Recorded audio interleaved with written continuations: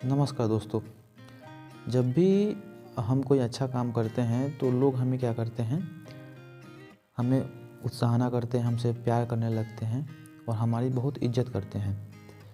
और जब हमें इज्जत मिलने लगता है, लोग हमसे प्यार करने लगते हैं तो हमारे अंदर एक गर्व महसूस होता है अंदर से।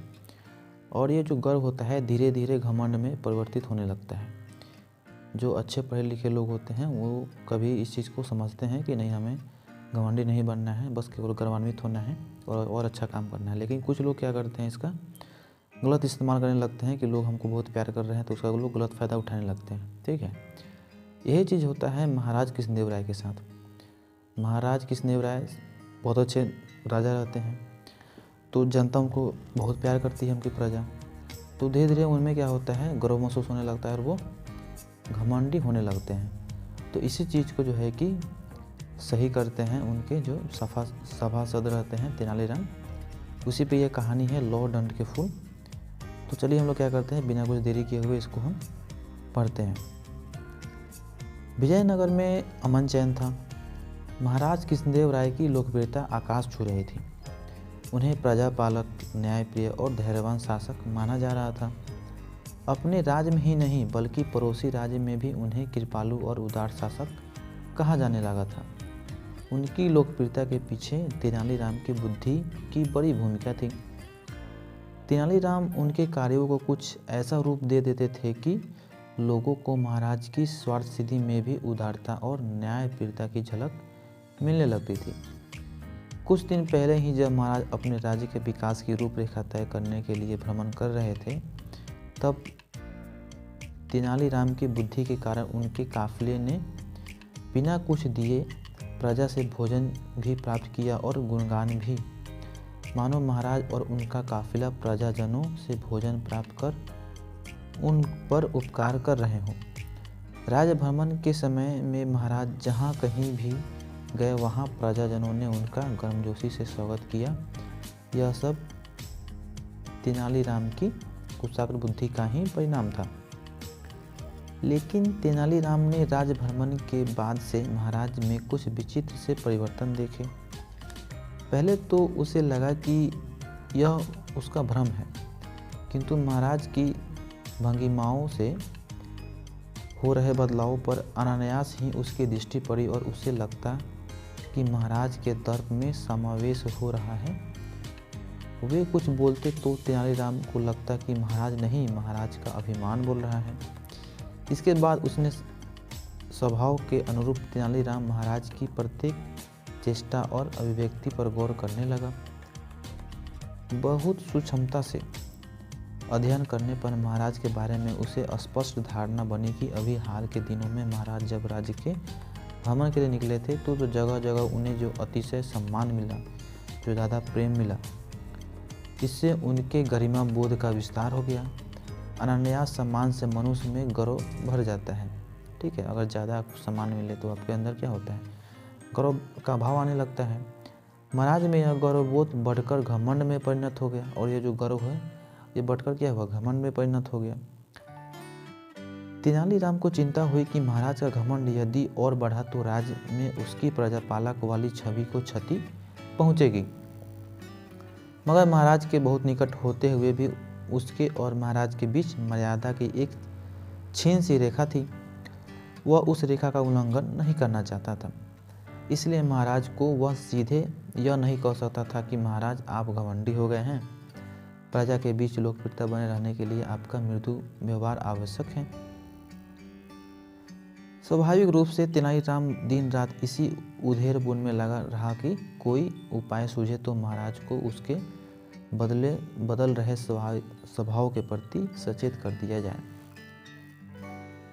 एक दिन महाराज घोड़े पर सवार होकर राजभवन से बाहर निकले और एक पगडंडी पर सरपट घोड़ा दौड़ाते हुए आगे बढ़े। पगडंडी का मतलब होता है जैसे दो खेत हैं और उसके बीच में छोटा सा होता है ना हिस्सा, उसको बोलते हैं पगडंडी।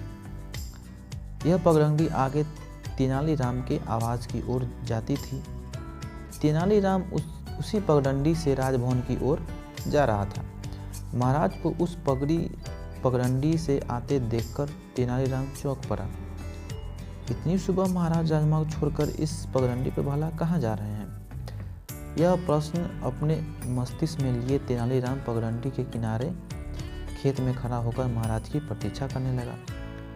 उसके मन में शंका उठ रही थी कि पास में ही गरीबों की बस्ती है और इन गरीबों ने महाराज को कभी देखा नहीं होगा। यह आवश्यक नहीं है। इस बस्ती के लोग दिन भर दूर दराज में परिश्रम करते हैं और रात गए अपने घर लौटते हैं और नशे में होते हैं। सस्ती मदिरा और मांस इनकी कमजोरी है। इनकी दिनचर्या में रहन सहन दोनों ही इस बात की संभावना पैदा नहीं होने देती कि ये महाराज को जानते होंगे या पहचानते होंगे। परिश्रम ही उनका महाराज है। ये अपने परिश्रम के द्वारा अपने दुखों से पार पाते हैं, इसलिए इन्हें किसी की परवाह भी नहीं होती कि वह कोई फकीर है या राजा। अपने काम से मतलब रखने वाले इन लोगों की बातों में अजीब सी तलखी है। ये बिना लाग लपेट के बातें करते हैं और करे भी क्यों नहीं। काम मिला तो किया, पैसा कमाया तो खाया पिया, मौज किया, काम नहीं मिला तो भूखे ही सो गए। न किसी से लिया न किसी को दिया। ऐसा जीवन शैली में औपचारिकताओं का स्थान नहीं होता है। तेनालीराम अभी यह सोच ही रहा था कि एक महिला बस्ती की राह से एक बच्चे की उंगली थामे आई और उसी पगडंडी से चलने लगी जिसपे कि महाराज घोड़ा दौड़ाते हुए आ रहे थे। महिला के निकट आने पर उन्होंने कर्कश स्वर में कहा, अरे हट। ये महाराज ने कहा, रास्ता छोड़ दे। उसके मुख से यह पंक्ति खत्म भी नहीं हुई थी कि महाराज का घोड़ा महिला और बच्चे के इतने निकट से गुजरा कि घोड़े के पार्श्व भाग से पिछले भाग से महिला को धक्का लग गया और वह झटके से बच्चे समेत गिर पड़ी। महाराज ने पीछे घूमकर देखा और घोड़ा धीमा करते हुए बोला, तू बहरी है क्या? मैं चिक्कर तुम्हें राह से हटने के लिए कह रहा हूँ। तू बहरी नहीं अंधी भी है, तुम्हें दिखाई नहीं देता यार? बीच राह पर चलने में तुझे मजा आ रहा था? महाराज के तेवर देखकर तेनालीराम अपने स्थान से दौड़ा हुआ आया और उसने महिला को उठाया। महिला और उसके बच्चे दोनों की चोट लगी थी। महिला की नाक से खून टपक रहा था और बच्चे का घुटना छिल गया था। उसकी स्थिति देखने के बाद महाराज न तो घोड़े से उतरे और न ही उस महिला को डांटना बंद किया। तेनालीराम को देखकर थोड़े संयत हुए और थोड़े सामान्य स्वर में बोला, तेनालीराम, यह महिला असभ्य है। इसे राह में चलना भी नहीं आता। बीच सड़क पर बच्चों का हाथ पकड़कर टहलती हुई जा रही थी। तेनालीराम कुछ कहता इससे पहले महिला ने महाराज को टोका, अरे काहे झूठ बोलता है? तू तो घोड़ा को उस डाकू की तरह भागता आ रहा था जैसे उसके पीछे सिपाहियों का एक दल पड़ा हुआ हो। महाराज के लिए यह टिप्पणी असह्य थी। महाराज इस चीज को सह नहीं पाए। अपने पूरे जीवन में उन्होंने ऐसा संवाद, ऐसा बात कभी नहीं सुना था। वे आग बबला हो उठे और चीखे, तू अंधी और बहरी दोनों है। तुझे घोड़े का टाँव सुनाई नहीं देता? तुझे नहीं दिखा कि मैं आ रहा हूँ? अरे तू क्या भगवान है? मुझसे तेज फुर्ती है और उसकी चैद में जानती ही भगवान आ रहे हैं। और यह मेरी पीठ से आँख है कि मैं देखती ही कि एक अंधा घोड़ा पर सवार भागा आ रहा है और मैं राह छोड़ देती। तेनालीराम ने बीच में हस्तक्षेप किया, जाने दे मारा, अब जो होना तो हुआ। और महाराज की ओर मुँह करके तेनालीराम ने महाराज से कहा, आप भी अपने गंतव्य स्थान की ओर प्रस्थान करें महाराज। मैं जरा इस बच्चे को पैतृक को दिखलाकर इन्हें घर पहुंचाकर आता हूं। इसके बाद तेनालीराम ने बच्चों को गोद में लिया और बिना महाराज की ओर देखे उस महिला के साथ कहा, आओ माँ, जरा वैद्य जी के पास चलो चलते हैं। महिला महाराज को मन ही मन कोसती हुई तेनालीराम के साथ चलने लगी। महाराज तेनालीराम की ओर विस्मय से देखते रह गए। बिना किसी अभिवादन के तेनालीराम वहां से महिला और बच्चे के साथ चला गया।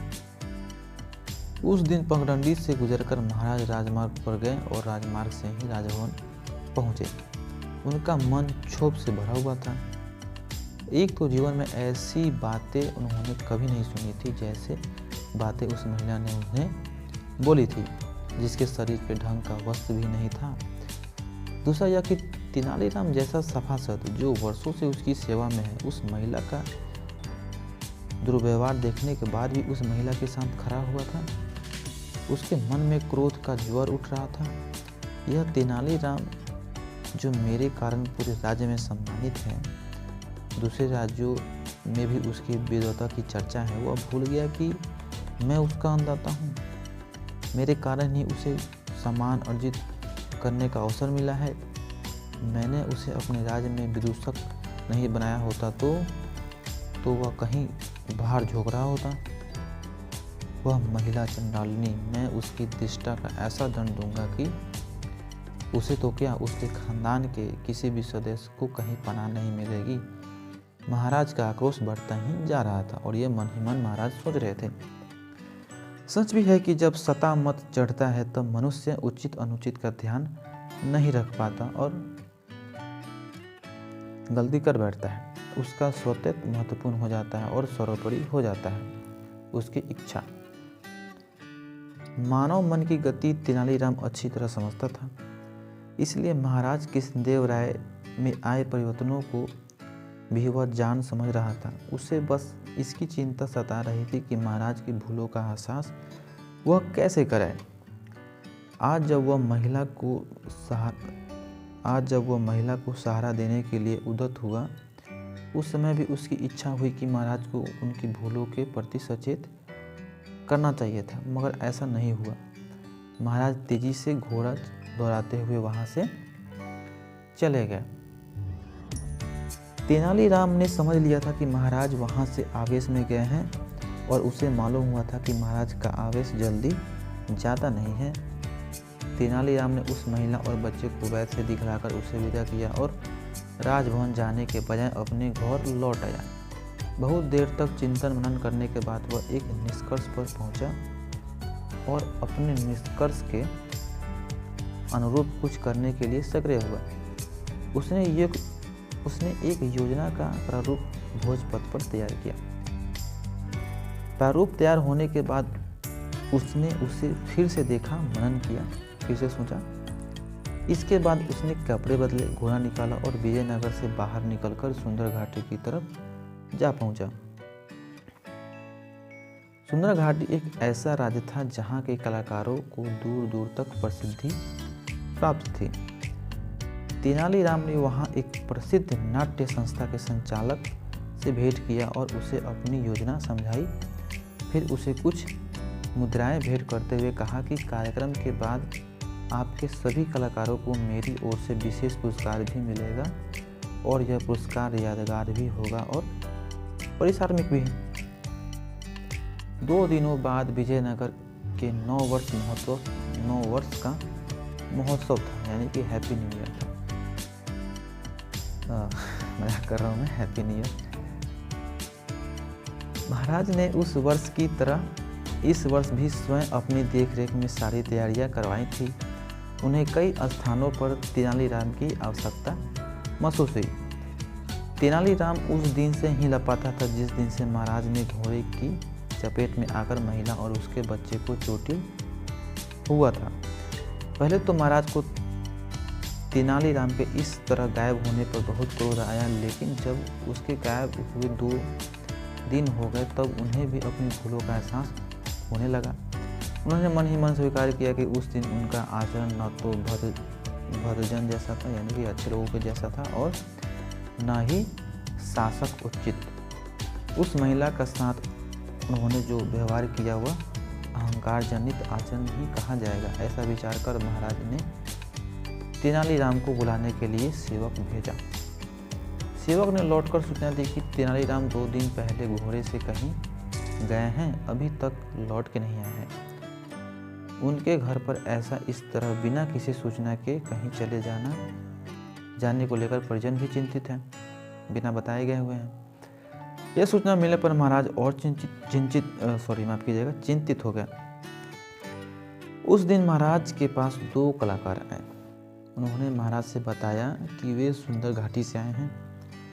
हरियाली से भरे अपने राज्य के कलाकारों को एक कार्यक्रम विजयनगर के 9 वर्ष महोत्सव में खुले मंच पर करना चाहते हैं। महाराज को उन कलाकारों ने बताया कि उनका कार्यक्रम प्रीत मानवताओं की सेवा का संदेश होगा। महाराज ने उन्हें स्वीकृति प्रदान कर दी क्योंकि यह खुला मंच था ही और राज्य के बाहर से आए अपने क्षेत्र के महान कलाकारों के लिए भी, ऐसे कलाकारों के लिए जो अपनी कलाओं में माध्यम से समाज को कोई संदेश भेजने का संकल्प लेते हो, उनके लिए तो और विशेष जो है कि वो वेलकम करते थे। अंततः विजयनगर का 9 वर्ष महोत्सव प्रारंभ हो गया। ऐसा संभवतः वर्षों बाद हुआ जब महोत्सव में तेनालीराम शामिल नहीं हुआ हो। ऐसा सभासद जो तेनालीराम की विद्वता से ईर्ष्या करते थे, वे भी उनकी अनुपस्थिति का कारण जानने को उत्सुक थे और तथा जो उनके प्रशंसक थे वे भी कि भला कहाँ चले गए थे तेनालीराम। महाराज की व्यवस्था थी कि वो तेनालीराम के संदर्भ में कुछ नहीं कह सकते थे, बस उन्हें अपने खुफिया तंत्र को उसके बारे में पता करने का निर्देश दे दिया था। महोत्सव स्थल पर खुला मंच का कार्यक्रम प्रारंभ हुआ। जब सुंदर घाटी के कलाकारों को कार्यक्रम आरंभ हुआ तब उसके संचालक ने एक पंक्ति की घोषणा की, किसी को पतित या कमजोर समझकर उसकी उपेक्षा मत करो, क्योंकि ये वैसे लोग हैं जो अभी उठे नहीं हैं। रंगमंच से पर्दा हटने पर सबके सामने हरियालियों से सजा एक दृश्य आया। सुंदर घाटी का यह सौंदर्य इसकी हरियाली का सुंदर फूल पत्तियों के कारण है। दृश्य के साथ एक पार्श्व ध्वनि सुनाई दी। पीछे से एक ध्वनि सुनाई दी। पार्श्व ध्वनि में आगे सुना गया, सुंदर घाटी में बसने वाले कलाकार संपूर्ण धारा को हरियाली से आच्छादित करना चाहते हैं। उनकी चाहत की पवित्रता और परिणाम ही है कि वह लौ दंड के सहारे तपस्या करने वाले ऋषि को अपने तपस्या की पूर्णता का भान तब होता है जब उनके तप से प्रभाव से उसके लौ दंड पर भी फूल पत्ते उग जाते हैं।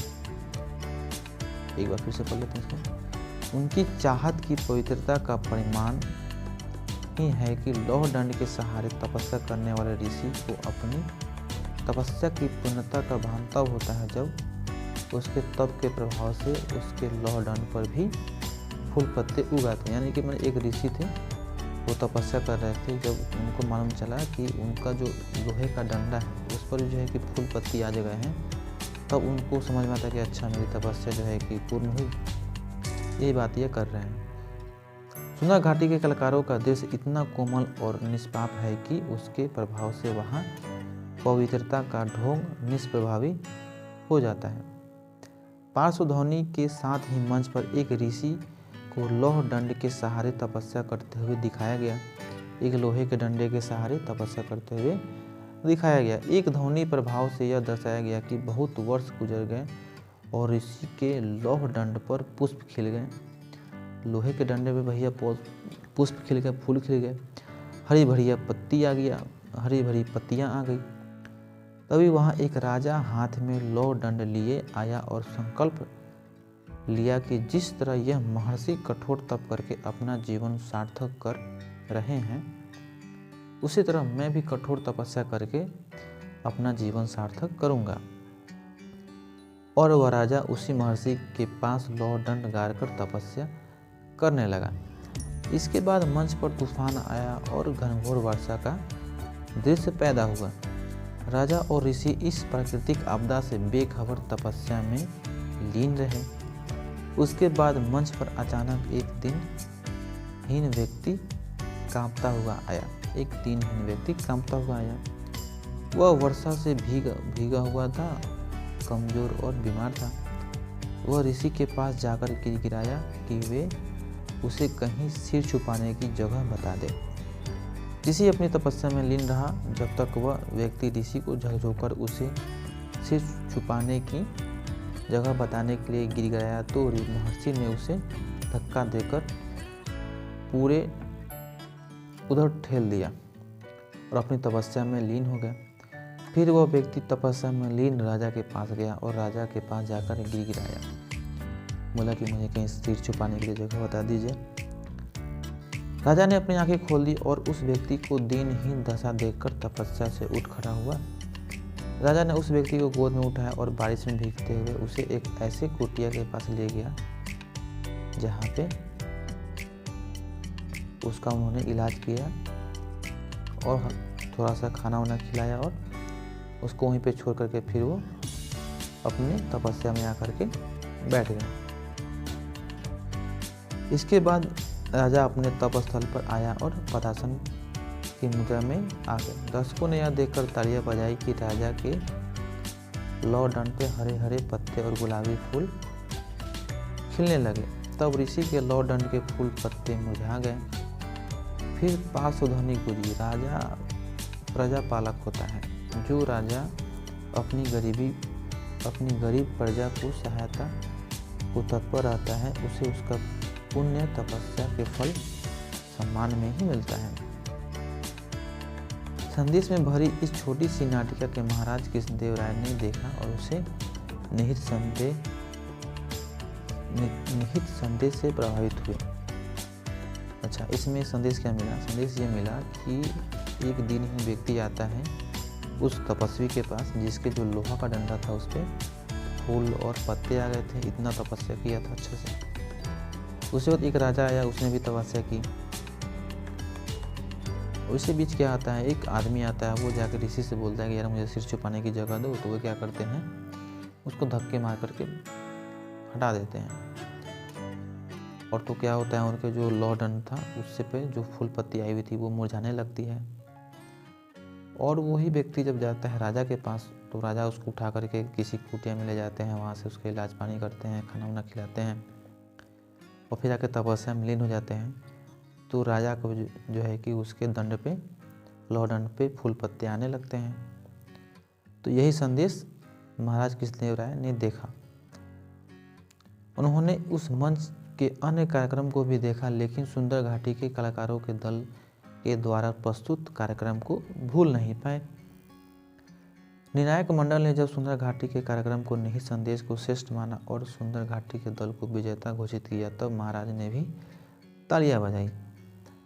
पुरस्कार वितरण के दौरान महाराज ने जो संक्षिप्त वक्तव्य दिया उसमें उन्होंने तेनालीराम को याद करते हुए कहा, सुंदर घाटी के कलाकारों की तरह ही तेनालीराम पीड़ित मानवता की सेवा करने की आवश्यकता समझते रहे। फिर महाराज ने कहा, तेनालीराम हमारे दरबार का एक विदूषक ही नहीं, मेरे अनन्य मित्र हैं। आज वे होते तो इस लघु नाटिका को देखकर उन्हें प्रसन्नता होती, मगर मेरी ही एक भूल।